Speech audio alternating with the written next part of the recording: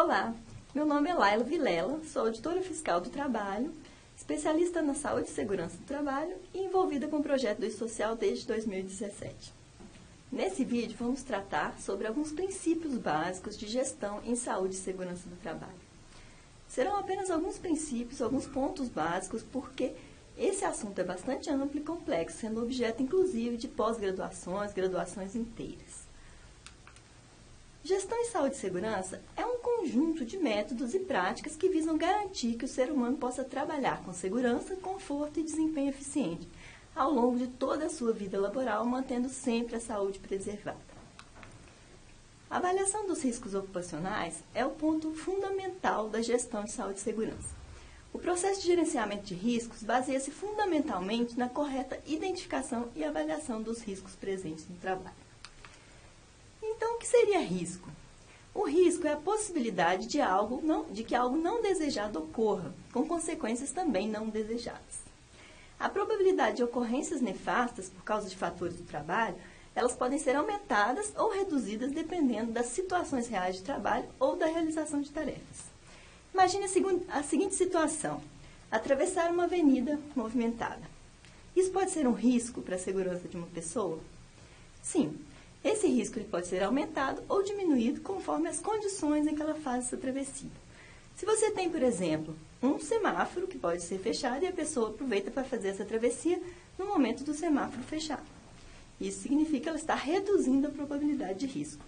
Se ela faz essa travessia com o sinal aberto, ela aumenta a possibilidade desse dano ocorrer. Então, o risco trabalha com probabilidades. Ela pode melhorar ainda mais a sua segurança para fazer essa travessia? Sim. Se houver, por exemplo, uma passarela, em que de modo algum ela tenha contato com aqueles veículos, que seriam o agente que traz aquele risco no momento. Então, é sobre isso que a gente vai discutir um pouquinho ao longo desse vídeo. O que é a avaliação de riscos, então? A gente passa por um processo de antecipação, que é o quê? A gente tem que detectar no ambiente de trabalho quais são os fenômenos, os processos que podem se tornar uma fonte de risco.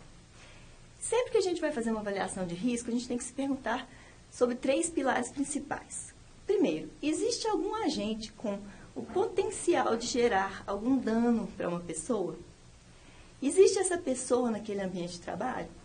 E o terceiro ponto é, esse agente tem possibilidade de alcançar essa pessoa? Se a gente trabalhar com esses 3 pilares, a gente sempre vai conseguir fazer uma avaliação de risco adequada. E o que a gente vai pesquisar sempre é o quê? Se aqueles fenômenos e processos podem trazer algum dano para a segurança e integridade dos trabalhadores e também para a questão econômica, para a rigidez econômica da empresa e sua própria efetividade. Por que isso, gente? Os acidentes, os danos, eles trazem custos muito grandes para a sociedade como um todo. Se a gente for imaginar, os custos de doenças e acidentes relacionados ao trabalho, existe uma estimativa da OIT de 2007 que teríamos em torno de um custo de 4% do PIB mundial relacionados aos gastos com acidentes de trabalho. Para nações em desenvolvimento, como o Brasil, esse custo pode gerar até 10% do PIB. Não é um valor insignificante.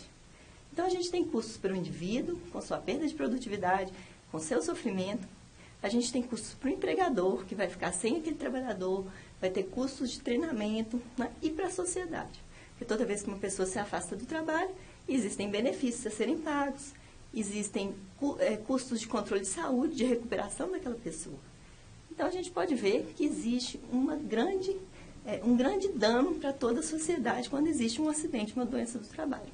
Então, esse é o grande motivo de se fazer uma boa gestão de saúde e segurança.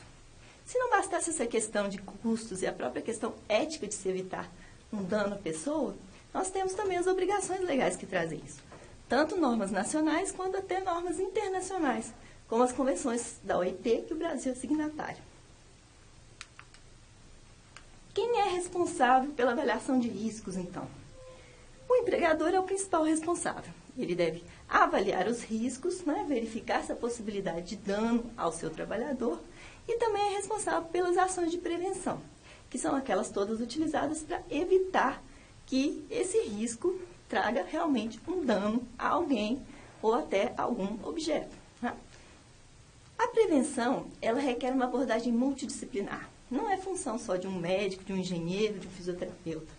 várias pessoas são envolvidas nessas questões de prevenção para conseguir uma boa gestão de saúde e segurança no ambiente de trabalho.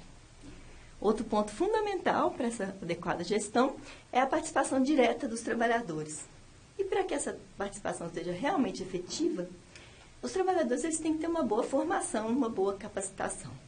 Esse é um dos eventos que também poderá ser registrado no e-social, através do S2245.